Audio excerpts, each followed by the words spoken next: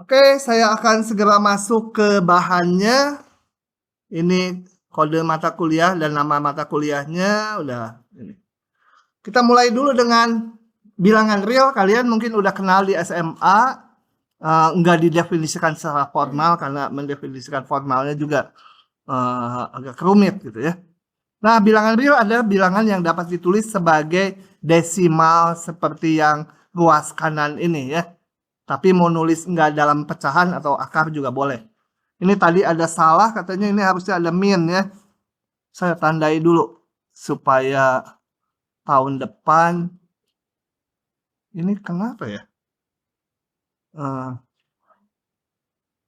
Kok nggak bisa ganti warna ya? Kenapa nggak bisa ganti warna? Ya udahlah. Min.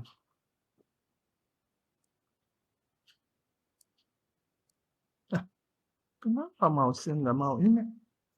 Oke, itu adalah bilangan real seperti ini. Nah, kemudian ada ini, beberapa bilangan real mempunyai representasi yang tidak tunggal. Jadi bilangan 1,0000, ini koma ya juga, saya salah nih, aduh. Kan dari buku yang bahasa Inggris, jadi tulisnya gitu. Kenapa ya? Ini lihat, nulisnya bener. Tuh, loncat. Sebentar.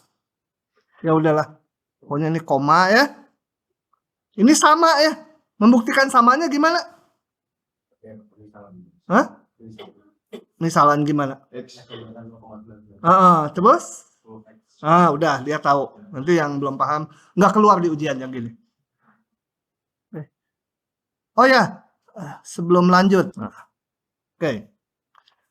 Kemudian bilangan real juga dapat digambarkan dalam sebuah garis lurus.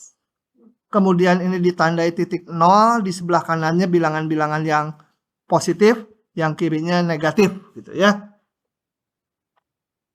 Tuh kan gampang kan? Kuliah matematik 1A udah tahu semua. Yang susah nanti soalnya. Kita mah teori mah yang gampang-gampang, dosen mah nggak mau yang susah-susah. Maunya ngasih yang susah ke mahasiswa. Kemudian simbolnya seperti ini ya. Bilangan real. Saya biasa nulisnya gini. Susah kan kalau yang kayak tadi, ini aja R tapi kakinya ada 2. Nanti ada bilangan asli natural number itu N biasanya dikasih ininya 2 gitu ya. Kalau ada 2 garis gitu pokoknya menyatakan himpunan bilangan. Oke. Kemudian bagian-bagian dari bilangan real yang pertama, bilangan asli isinya bilangan 1, 2, 3 dan seterusnya. Nah, ini dia di garis 2-nya di sini. Kalau saya biasanya di garis 2-nya di sini gitu ya. Bilangan asli ini himpunan semua bilangan asli. Perjanjian aja supaya nggak tiap kali misalkan diberikan X bilangan asli, nanti nulisnya tinggal anggota N gitu, supaya pendek aja. Perjanjian simbol bukan rumus. Kemudian ada bilangan bulat atau istilah Inggrisnya integers gitu. Nah, simbolnya set gitu ya. Jadi bilangan asli dengan negatifnya dengan titik 0. Kemudian ada bilangan rasional. Itu yang bisa ditulis sebagai pecahan seperti ini. M per N. N-nya nggak boleh 0. Jadi nanti selama perkuliahan ini, gimana kalau bawahnya 0? Ya nggak ada. Itu adanya di akhirat. Sebelum 2004. Kalian ada di sana bisa lihat mungkin. Ya, di kita nggak ada. Jadi kalau bawahnya 0 gimana? Ya nggak ada itu. Gitu ya. Oke. Kemudian penulisan bilangan rasional itu tidak tunggal. Ini seperti ini 2/3 bisa ditulis ini gitu ya. Nah, gitu. Tenang aja ada rekamannya. Kalau yang udah tahu mah udah nggak usah dicatat, langsung aja udah tahu lah gitu. Bahkan kalian boleh bilang, ini mah udah tahu semua, tolong langsung ke halaman 20 aja. Senang saya nanti. Halaman 20. Saya rencana kuliah hari ini 23 halaman, jadi tinggal 3 halaman aja ngejelasinnya. Kemudian himpunan bilangan irasional. Kalau ira ini biasanya yang cantik-cantik. Nah, irasional. Tapi irasional. Semua bilangan real yang bukan bilangan rasional gitu ya. Itu namanya bilangan irasional. Himpunan bilangan irasional tidak mempunyai simbol khusus. Kenapa? Nanti kalian kalau ada yang hijau gini bisa diklik. Saya nggak mau jelasin, pokoknya nggak punya simbol khusus. Kalau ini kan punya, ini asli, bulat, rasional, irasional. Kenapa nggak I? Itu ada alasannya. Karena dia strukturnya jelek tapi cantik gitu ya. Oke. Kemudian ada simbol ini, min tak hingga dan tak hingga. Ini bukan bilangan real, tapi hanya simbol bahwa dia nilainya membesar terus. Kayak ini di mana ujungnya? Di tak hingga, tapi tak hingganya bukan bilangan asli. Ini juga ujungnya di mana? Di tak hingga. Tapi tak hingga itu hanya simbol bahwa ini membesarnya nggak ada batasnya, ya. Tapi nanti akan dipakai, nanti aja saat dipakai. Kalau minusnya ya mengecil tanpa batas. Oke. Nah, buktikan ini. Tadi kan ada rasional, ada irasional. Nah, buktikan bahwa akar 2 nggak bisa ditulis sebagai rasional, nggak bisa ditulis gini. Nah, saya mau dibahas atau nggak usah, lewat aja? Hah? Sebenarnya untuk membahas ini, kalian harus membaca dulu ini. Yang mana logika matematika. Nah, ini nggak saya jelaskan, tapi saya upload. Itu kalian nanti baca-baca aja. Ada bagian yang diperlukan untuk membuktikan ini ya. Itu dasar-dasar logika tuh yang kalian udah pernah dapat di SMA.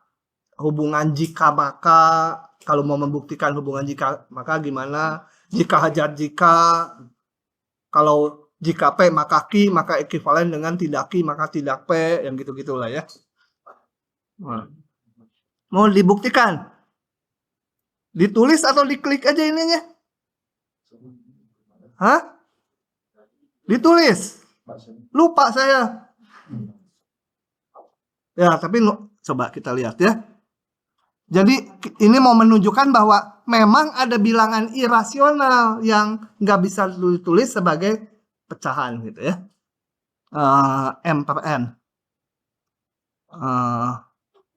Saya ini misal apa?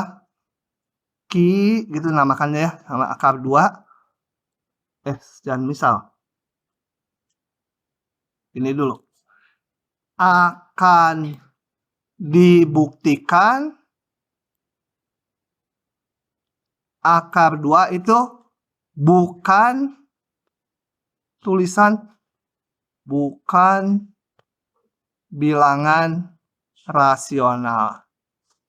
Atau sama aja bilangan irasional gitu ya. Nah, membuktikannya itu tekniknya ada yang di logika itu yaitu pakai kontrapositif. Gini caranya. Andaikan. Kan kita belum tahu nih, akar 2 tuh rasional atau bukan. Saya andaikan akar 2 itu bilangan rasional. Andaikan. Nah, teknik pembuktian pakai pengandaian ini gini. Nanti saya jalankan ke bawah. Ketemu 2 sama dengan 7. Kan nggak mungkin tuh. Nah, berarti pengandaian kita salah. Nggak mungkin dia bilangan rasional gitu. Jadi bukti dengan kontradiksi namanya. Nah, kalau diandaikan rasional, maka akar 2 bisa saya tuliskan sebagai P per Q. P dan Q-nya bilangan bulat. Q-nya tidak boleh 0. Gitu ya. Oh ya, sambil saya nulis, sambil kalian mempelajari ini huruf font baru ini ya. Karena makin lama makin jelek tulisannya. Harusnya masuk kedokteran saya tuh. Cum laude tulisannya. Oke. Nah, dipilih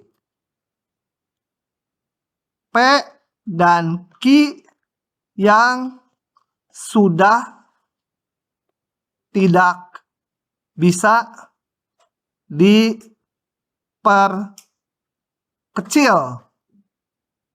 Contohnya kalau 4/6 kan bisa diperkecil jadi 2/3. Ini udah bentuk yang nggak punya faktor sekutu lagi. Istilah matematik formalnya P, Q tidak punya pembagi bersama ya. Atau pembagi sekutu. Nah, sekarang saya kuadratkan kedua ruas. 2 sama dengan P kuadrat per Q kuadrat. Atau 2Q kuadrat sama dengan P kuadrat. Gitu? Ya. Nah, saya akan pakai rumus yang juga dibuktikan di slide yang logika matematik yang nggak saya bahas itu ini ada rumus gini. Bila M kuadrat genap, maka M-nya pasti genap. Nggak mungkin ganjil M-nya. Nah, itu akan saya pakai. Ini dibuktikan juga, tapi ada di yang slide logika. Nah, ini kita lihat. Ini kan genap ya. Ya, 2 kali sesuatu. Nah, 2 kali Q kuadrat ya genap. Bisa dibagi 2 kan. Berarti jadi P kuadrat itu genap. Bukan genep. Genap. Genap mah 6. Oh, genap juga ya. Bahasa Sunda genap tuh 6. Paham ya? 2Q kuadrat ya genap. Bisa dibagi 2. Dibagi 2 jadi Q kuadrat. Kalau ruas kiri genap, ini kan sama. Kucing sama dengan kucing. Nggak mungkin. Kucing sama dengan kuda itu enggak ya. Ini kucing ya sama dengan kucing. Kalau si kucing genap, ya si kucing ini juga genap. Menurut ini, yang nggak saya buktikan di sini, jadi serba jadi. P-nya genap. Jadi lagi, kalau P genap, P bisa ditulis sebagai 2 kali sesuatu, benar nggak? Ya, dengan T-nya bilangan bulat lagi. Pokoknya kalau genap 2 kali sesuatu. 10 2 kali 5. 12 2 kali 6. Gitu ya, pokoknya yang genap bisa ditulis 2 kali sesuatu. Yang bulat ininya, T-nya. Nah, sehingga saya kembalikan 2Q kuadrat sama dengan P-nya ganti dengan 2T kuadrat. Saya hitung. Tenang, yang ini mah nggak keluar di ujian yang gini-gini mah ya. Tapi dah kalian tadi minta dibuktikan, ya saya nurut aja sama mahasiswa mah. Nah. Bagi 2 kiri kanan. Ini kan genap, betul? 2 kali sesuatu kan genap. Jadi akibatnya Q kuadrat genap. Jadi Q bisa ditulis Q kuadrat genap sehingga apa? Q genap. Kayak muter-muter tapi enggak ini ya, lurus. Jadi Q bisa saya tulis sebagai 2 kali apa? Kali W gitu ya. Jangan W nama saya. Jangan dipakai-pakai. 2 kali A gitu lah ya. A-nya bilangan bulat. Nah, sekarang saya masukkan. Jadi P tadi 2T. Q 2A. T dan A-nya bilangan bulat. Ini nggak boleh. Kan tadi janjinya udah bentuk yang paling sederhana ini. Jadi, serba jadi. P dan Q punya faktor sekutu atau pembagi sekutu. Pembagi sekutu. Sekutu, bukan setumbila. Sekutu. Sekutu gitu ya. Nih kutunya. Sekutu. yaitu dua-duanya bisa dibagi 2 kan. Oke. Nah, ini kontradiksi dengan pemilihan P dan Q tadi. Jadi ini kita kasih bintang, tidak punya pembagi bersama. Yang ini kita kasih bulan. Jadi dari bintang dan bulan, terbalik ya. Partai juga bulan bintang, bukan bintang bulan. Dari bintang dan bulan, sabit, terjadi kontradiksi. Di atas bilang nggak punya pembagi sekutu, setelah dijalankan, punya pembagi sekutu. Jadi, pengandaian kita gagal gitu ya. Kalau gagal, bilangan real hanya ada rasional dan irasional. Tadi diandaikan rasional di atas. Berarti pengandaiannya salah. Jadi akar 2 haruslah bilangan irasional. Kebaca nggak tuh tulisan? Hah? Tidak sih. Mirip tulisan manusia tidak? Manusia. Oke. Nah, saya nggak akan berlama-lama dia kayak ginian. Perjanjian simbol-simbol ini.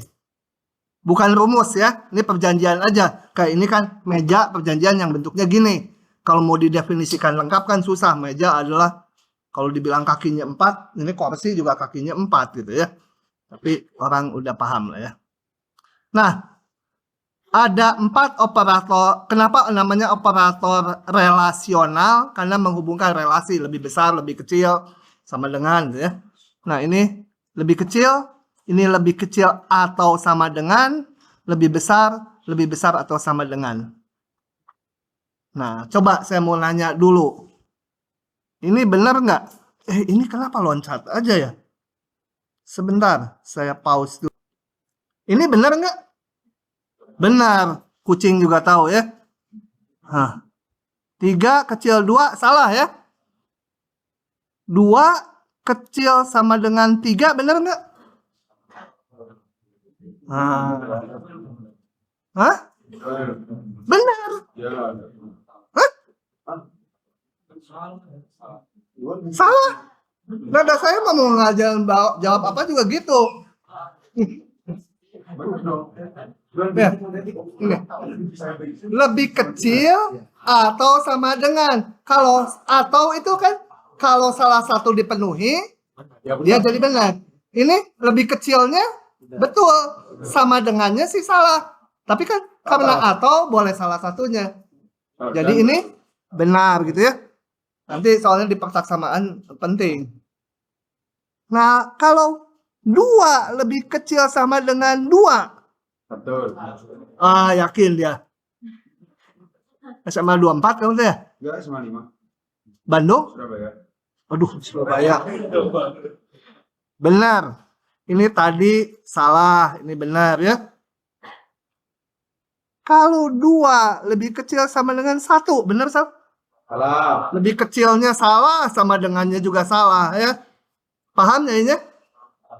Oke. Itu perjanjian ya, perjanjian. Jadi bukan sesuatu rumus, perjanjian arti simbol ini. Nah, udah ini tadi udah dicontohin. Kemudian kalau ini rumus nih.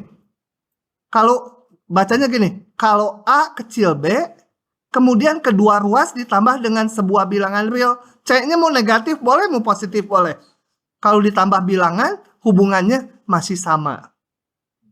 Nah, kalau ini namanya rules itu ya, ada buktinya. Kita nggak akan buktikan satu-satu. Ya, dipakai aja. Dan biasanya yang gini kan, 1 dan 2 udah nggak mikir juga, udah otomatis lah kerasa gitu ya. Kemudian kalau ini A kecil B, dikalikan kedua ruasnya dengan bilangan positif, tetap tandanya. Gitu ya. Kalau dikalikan dengan bilangan negatif, maka nggak ada. Ini bilangan negatif pengalinya. Maka ininya berubah. BC menjadi lebih kecil dari AC. Kayaknya lebih enak yang ini nulisnya gini ya. BC-nya tetap di kanan, tapi tandanya jadi berubah. Ya sama aja, mau nulis gini sama aja.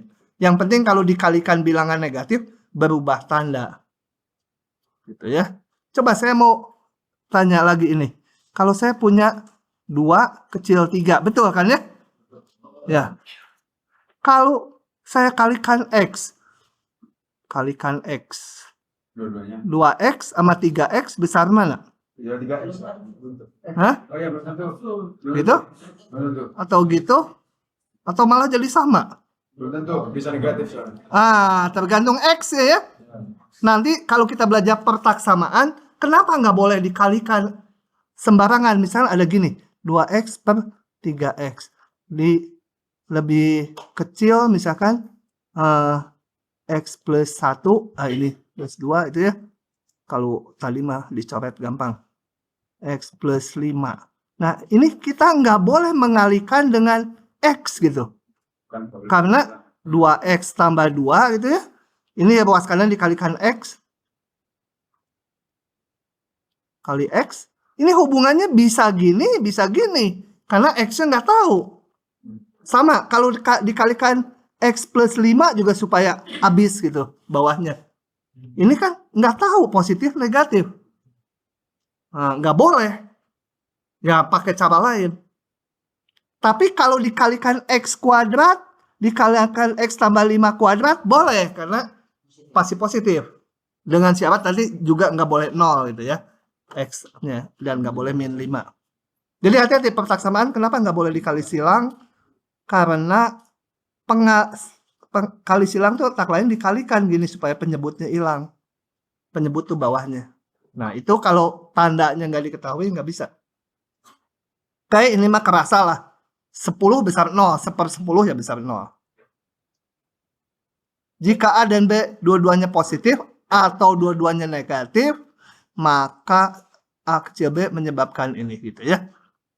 Nggak usah diapalin yang gini tuh. Cara belajarnya nanti ngerjain soal, kemudian kalau dikalikan sesuatu, berubah tanda nggak? Kalau belum bisa merasakan, ya lihat, oh dikalikan itu berubah tanda itu atau enggak.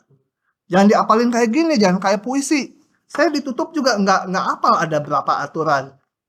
Tapi kalau ada dikasih, ini kecil ini, mau saya kalikan sekian. Nah, saya udah kerasa ini boleh atau enggak. Gitu ya. Dan belajar matematik tuh harus latihan. Awalnya mah gitu aja, lihat di kelas, coba gitu. Nanti kalau udah panjang, terus ada soal, pakai yang mana ya gitu. Kok nggak ada yang cocok semuanya? Gitu. Oke ya. Pokoknya mah. Oke, kemudian himpunan I, ini himpunan bagian ya. Kalau himpunan bagian tuh bisa sama. Jadi misalkan saya punya himpunan A, isinya bilangan 1, 2 gitu, dan B 1, 2 juga, maka saya boleh mengatakan A himpunan bagian dari B. Boleh juga B-nya 1, 2, 3 lebih gede. Ya. Jadi simbol ini tuh menyatakan A bagian dari B atau boleh sama dengan B-nya ya. Isinya. Nah, himpunan I itu sebagian dari bilangan real, himpunan bagian dari bilangan real, disebut interval bila memiliki minimal 2 buah anggota. Coba gambar di garis bilangan. Minimal punya 2 anggota, sebut anggotanya A dan B itu ya. Dan semua bilangan di antara A, B itu termuat di I. Jadi misalkan I-nya ini dari 1 sampai 4. Nah, dia interval atau bukan? Yaitu kalau saya ambil, sekarang bagus. Ini dua anggota dari I, semuanya harus masuk ke I. Ada di I. Ambil yang ini dan yang ini, semuanya harus ada I. Nggak boleh ngambil yang ini dengan yang di luar I ya. Pokoknya setiap ada 2 anggota I, seluruhnya harus masuk di I itu. Tapi terserah bebas. Heeh. Heeh. Oke ya. Itu interval. Nah, interval ada macam-macam. Ini juga untuk penyingkatan aja, penulisan. Kalau saya punya ini bacanya himpunan. Kebaca nggak nih? Semua bilangan X kita bicaranya bilangan real ya. Kita hanya bilangan real aja di kuliah ini. Di mana X terletak antara A dan B. Ya, A-nya bayangkan 1, B-nya 4, itu antara 1 dan 4. Nah, 1-nya nggak masuk, 4-nya nggak masuk. Atau A-nya nggak termasuk, B-nya nggak termasuk. Karena harus, ini lebih kecil, ini harus lebih besar. Boleh nulisnya ditulis kayak gini. Ada bolongnya, menyatakan bahwa ujungnya nggak masuk. Atau nulisnya gini. Ya, saya akan pakai notasi banyak ini karena paling singkat nulisnya. Ini artinya semua bilangan X yang ada di antara A dan B. Banyak sekali, ya. Matematik ini aneh-aneh nanti kalau udah belajar matematik murni ya. Itu aneh-aneh. Sekarang lanjut lagi. Begitu. Agak jenuh ya, ini baru notasi-notasi ya, didengar saja. Belum kelihatan ada yang ngantuk hari pertama. Ini ada senjatanya. Oke, ini nulisnya gini. Jadi ini sama aja, silakan pakai notasi mana itu ya kalau memerlukan. Kalau kurungnya siku artinya ujungnya ikut. Kalau sikunya sepotong, ya yang ini ikut A-nya. A-nya termasuk. Gitu ya. Dan berikutnya. Oke. Udah ya, nggak usah dibaca satu-satu ya. Yang agak lain aja ini. Kalau A tak hingga, ingat tak hingga nggak termasuk bilangan real. Jadi nggak pernah ada gini. A, tak hingganya masuk. Dipotong sama saya kalau di ujian nulis gini. Potong 50%. Tak hingga sama min tak hingga nggak pernah masuk. Jadi nggak ada ya. Kalau gini kan ada kayak A, B-nya masuk. Tak hingga nggak boleh masuk. Oke, dan selanjutnya. Min tak hingga itu semua bilangan real. Lanjut lagi ya. Kelihatannya terlalu monoton. Pengertian suku banyak. Polinom. Kenapa gambarnya ini? Banyak itu bebek. Surabaya, maaf. Bahasa Jawa ya, banyak tuh bebek. Suku kaki bebek. Suku banyak. Tapi kita bukan itu. Kita ini, suku banyak adalah bentuk seperti ini. Atau polinom. X-nya belum diketahui bilangan real, tapi 0 sampai AN-nya diketahui gitu ya. Disebut polinom. Kemudian N ini disebut derajat polinom. Dengan ketentuan AN-nya nggak boleh 0. Artinya gini, kalau saya punya P itu isinya 2 tambah 3X tambah 4X pangkat 5. Boleh loncat ya, A-nya boleh 0 itu koefisiennya. Ditambah 0x pangkat 7, ini derajatnya bukan 7. Jadi derajat itu pangkat tertinggi yang koefisiennya nggak 0. Ini pangkat tertinggi, tapi koefisiennya 0, yang nggak dihitung. Gitu ya. Pangkat tertinggi, kalau general pangkat 4, kalau polinom bisa pangkat 5. Pangkat tertinggi yang koefisiennya nggak 0. Itu namanya derajat. Gitu ya. Teman saya waktu kuliah dia. Berarti derajatnya 4 ya? 5. Berarti 5-nya. 5 kan tadi berapa? 4x. Pangkat tertinggi. Nah, itu derajat tuh. Pangkat tertinggi. Yang depannya nggak 0. Oke, lanjut lagi.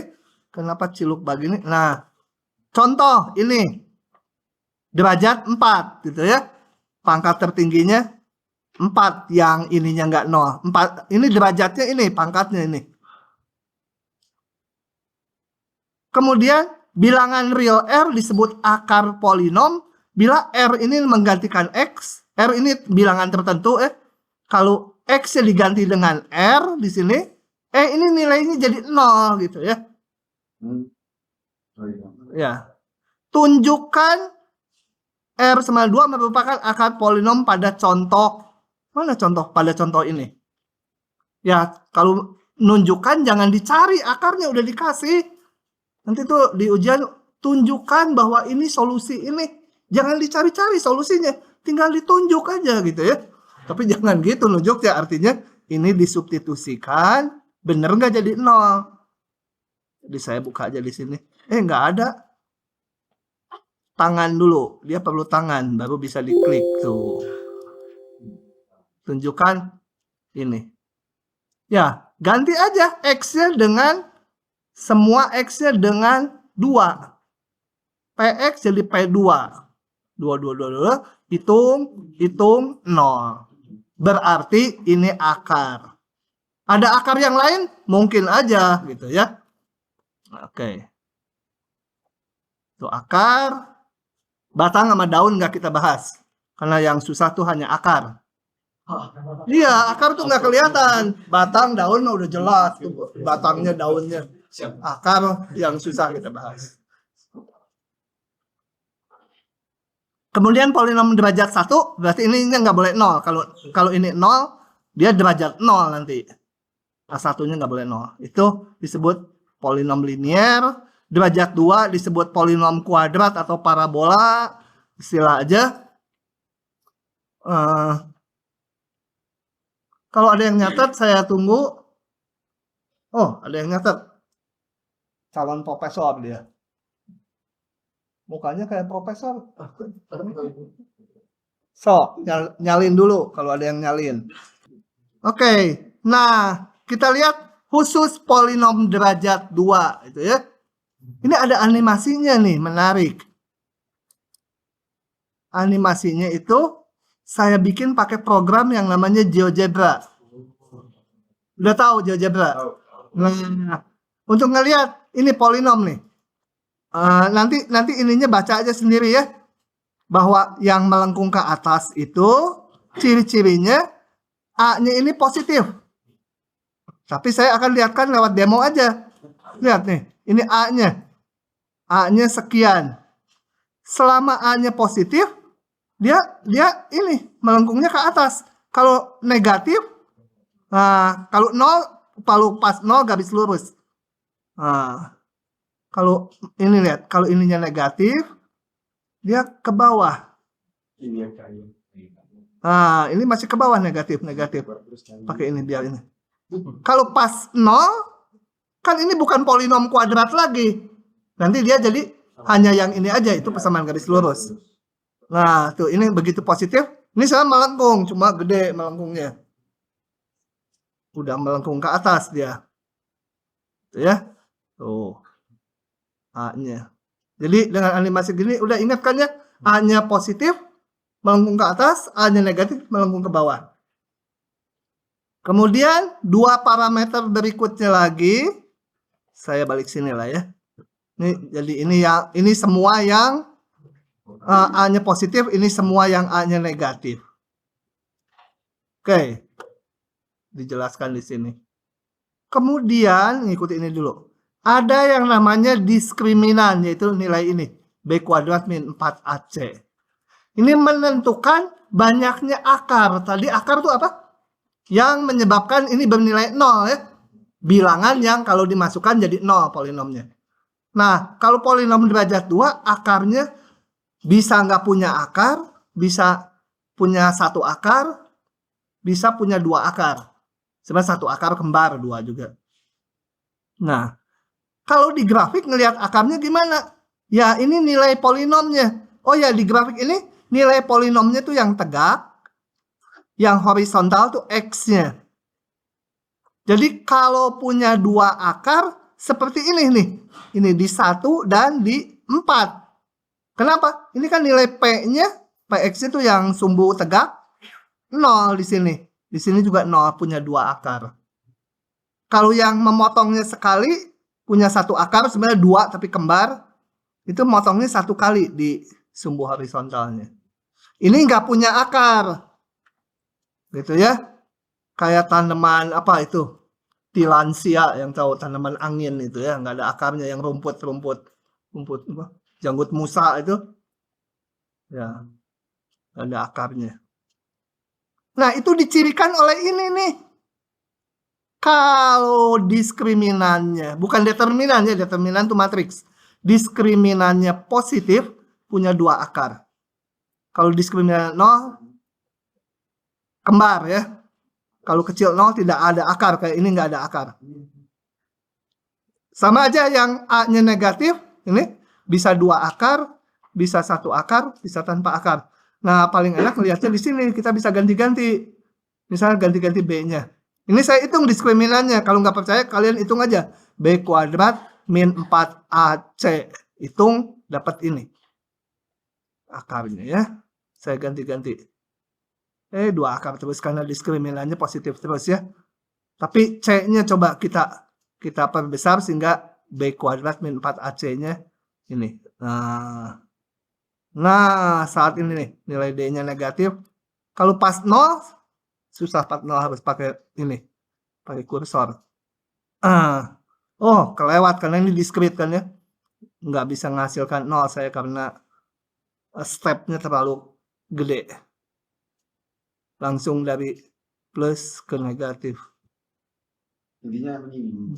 Ya, yang menyinggung nggak kelihatan di sini. Karena nggak bisa mendapatkan yang ininya 0. Gitu, jadi bisa dimainin ininya. Mungkin yang ini bisa. Kalau positif di bawah, negatif di atas. Gitu ya. Positifnya di bawah, negatif di atas. Pokoknya kalian bisa jalanin ini.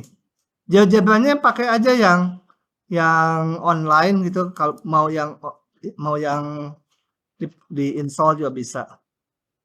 Gitu. Jadi itu yang hijau-hijau itu bisa diklik. Oke, paham? Jadi ini harus tahu karakteristiknya. Oh ya, yang diskriminannya kecil 0, artinya nggak punya akar, itu namanya polinom definite.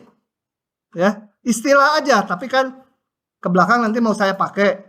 Diberikan polinom yang definite positif, artinya apa? Nggak punya akar, selalu positif. Kayak ini nih, definite positif. Nilai P-nya ini, nilainya yang sumbu vertikalnya nggak pernah negatif. Yang ini definite negatif. Dua-duanya D-nya kecil 0. Dibedakan oleh A-nya. Yang ini A-nya positif, ini A-nya negatif. Udah? Udah meresap itu? Atau kerasa baru itu? Nggak apa-apa, kebalik. Nanti balik sorean, balik ke kosan. Oke. Kemudian akar-akar kalau ada ya, bisa dihitung sama rumus ini. Rumus ABC ya. Rumus kecap. ABC. Kita lihat kalau D-nya negatif, ini akar bilangan negatif nanti nggak ada. Nanti akar belakangan. Kalau akar 0 masih ada ya, 0. Oke. Tunggu si profesor nyalin. Kita lanjut. Oh, puncak parabola ini mah nggak usah diapalin lah. Udah. Kalau mau nyari puncak parabola, cari aja akar-akarnya terus hitung nilai polinomnya. Nah, ini penting juga untuk persaksamaan, yaitu setiap polinom derajat lebih besar atau sama dengan 3. Contoh ini. Polinomnya misalkan PX derajatnya mau berapa? 2X tambah, koefisiennya boleh ada yang 0 ya. X pangkat 3 ditambah 6X pangkat, nggak usah diurut juga sebenarnya pangkatnya. 6 gitu misalkan. Nah, selalu dapat difaktorkan. Kalau difaktorkan artinya dibuat perkalian polinom-polinom yang derajatnya lebih rendah. Gitu ya, itu maksudnya difaktorkan, dibuat jadi perkalian. Dapat difaktorkan atas faktor-faktornya ini, faktor-faktornya ini bisa linear semua, pangkat 1 semua, atau mungkin ada hanya bisa pangkat 1 dan ini pangkat 2 gitu. Tapi bisa sampai pangkatnya paling tinggi 2. Bisa dibuat ya. Nah, kalau pangkat 2 ini yang udah definite. Misalkan ini pangkat 2 nih. Ini derajat 2 definite. Bisa definite positif, bisa definite negatif. Artinya apa? Kalau definite itu nggak punya akar lagi. Udah nggak bisa difaktorkan lagi. Yang ini misalkan linear. Linear, sama aja lah. Linear. Jadi mungkin faktornya linear semua, mungkin derajat 2 definite semua, atau campuran. Tapi udah nggak ada yang pangkat 3. Gitu ya. Memudahkan karena pangkatnya rendah. Beda sama jenderal. Kalau pangkatnya rendah, itu susah gitu ya. Diperintah sama yang pangkatnya tinggi. Ini enggak. Pangkatnya rendah, memudahkan hitungan nanti. Paham ya ini? Enggak bahas buktinya ya. Saya kalau sebuktikan sekarang juga ini ilmu aljabar udah lupa. Nah. Lakukan faktorisasi ini. Nah, coba kita lihat. Harus pegang tangan dulu, baru bisa diklik ininya.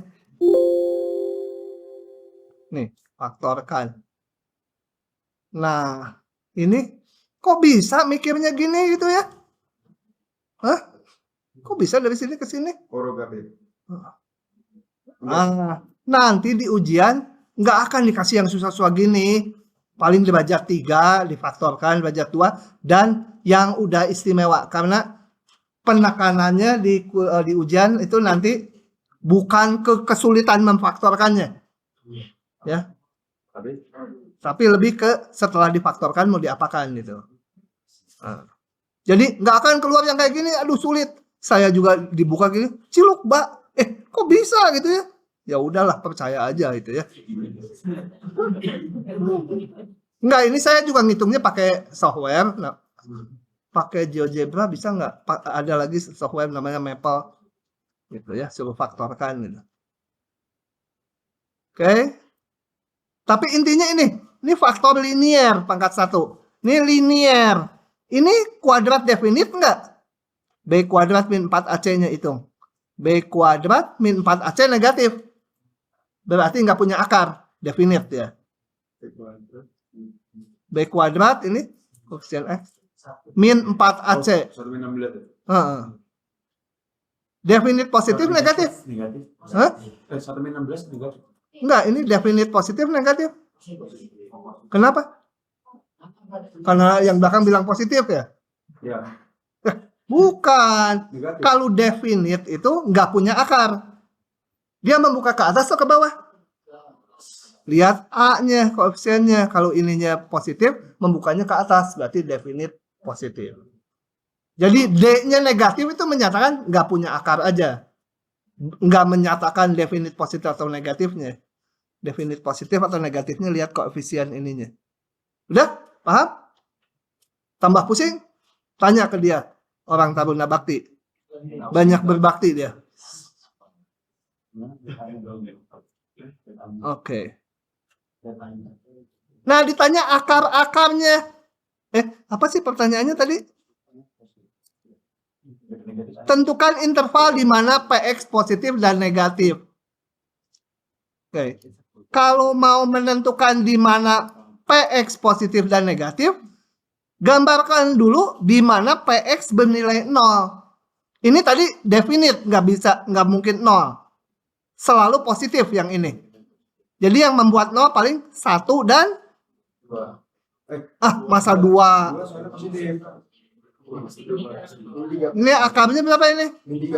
Min 3/2. Tuh. Nah, gitu gambar. Untuk menentukan nilai-nilainya positif dan negatif, cukup ambil 1 aja di sini. Jangan yang ini makan tadi 0. Di sini ambil di kiri berapa? Min 1 juta lah, susah-susah tuh yang 2. Min 1 juta aja. Kan gampang hitungnya min sejuta ini jadi negatif kan? Ini negatif kan? Yang ini kan selalu positif tadi, definite positif. Jadi positif. Yang ini kalau mau masukkan lagi 0 yang gampang di sini. Periksa gitu. Kenapa tadi saya menguji 1 di sini kok bisa nyimpulkan semua positif? Hah? Tadi saya masukkan 0 di sini.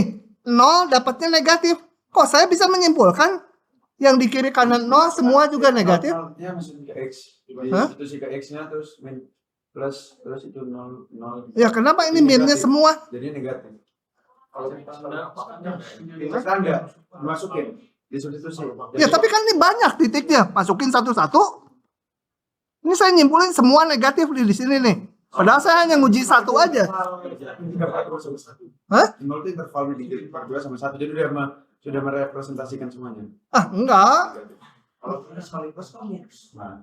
Iya, titik yang di sini kan saya nggak nguji negatif enggaknya. Titik di sini, titik di sini.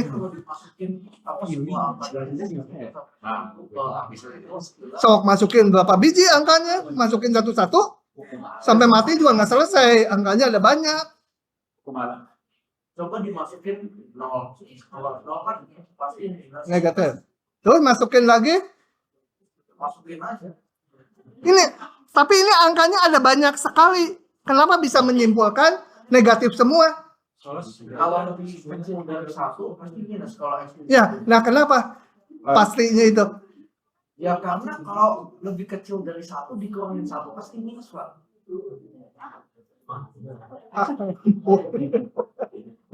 Nggak mau. Kalau kok nggak mau. Mengapa? Ini mengapanya bonus. Tapi gampang ini.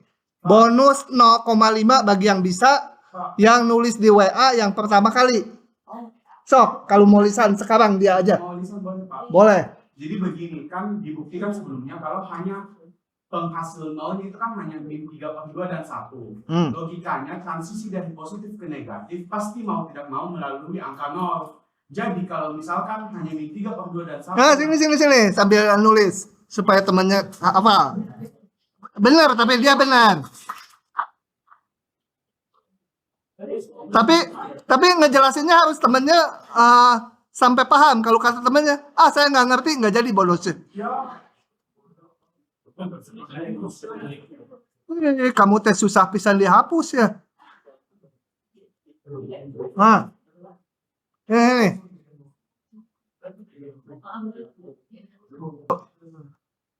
Bisa langsung di sini. Boleh sambil ngomong. Kamu pokoknya kayak ngejelasin itu, kayak Profesor Gemuk gini. Profesor Gemuk. Jadi boleh gambar grafik random saja, Pak. Jadi misalkan kan nanti ada grafik lah random. Nah, kita tahu kalau pembuat nolnya itu pasti di min 3/2 sama 1. Maaf gambarnya jelek. Jadi kalau misalkan kita udah tahu salah satu titik random di antara ini tuh negatif. Anggap aja di sini nanti ada negatif. Nah, karena kita tahu kalau min 3/2 dan hanya 1 yang menghasilkan itu PX menjadi 0, berarti semua bilangan di antaranya itu sudah pasti negatif. Karena kalau misalkan anggap saja salah satunya ini positif, kayak kontradiksi lah, anggaplah salah satu titiknya ini positif.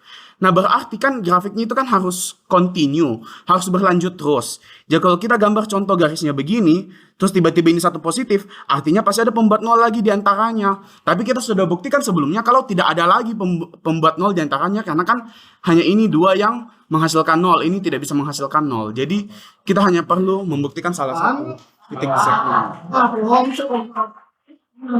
Dapat 0,5 kamu. Nanti saya tahu kan NIM namanya nanti di WA grup tulis tadi yang menjawab NIM berapa, nama siapa. Kalau nggak nulis hari ini lupa bonusnya hilang. Ya WA-in aja sekarang. Oke.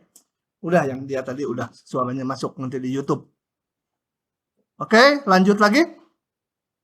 Nah, tadi yang saya pentingkan di kuliah ini kita tidak akan mempelajari tata cara memfaktorkan. Ya. akan diberikan kalau di ujian yang istimewa-istimewa aja.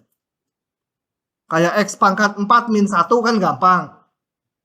Jadi X kuadrat plus 1, X kuadrat min 1, gitu kan. X kuadrat min 1-nya bisa difaktorkan lagi, X plus 1, X min 1. Pokoknya yang gitu-gitulah.